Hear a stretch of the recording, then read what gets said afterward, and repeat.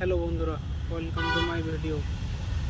কালকে একটা পডকাস্ট দেখছিলাম, রাজসামানি উইথ MS মাদান। পডকাস্টে অনেক মূল্যবান কথা বলেছিল। তার মধ্যে কিছু কথা বলছি, যেমন যদি কেউ লাইফে কিছু বড় করতে চায়, তাকে প্রথমত ড্রিমার হতে হবে, বড় বড় নিজের স্বপ্ন দেখতে হবে। তারপরে স্বপ্ন পূরণ করার জন্য চেষ্টা, বিশ্বাস তার মধ্যে থাকতে হবে।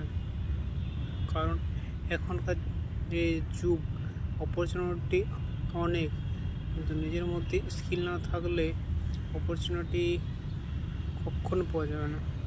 এই স্কিল ডেভেলপ করতে হবে, তারপরে অপরচুনিটি পাওয়া যায়, তাছাড়া কোনোদিন কিছু পাওয়া যাবে না।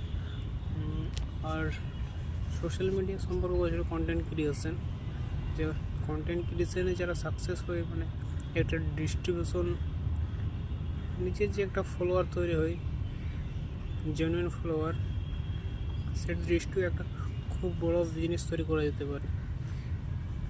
স্যাম্পল একটা ফোন থাকলেই হবে, বাকি শিক্ষার একটা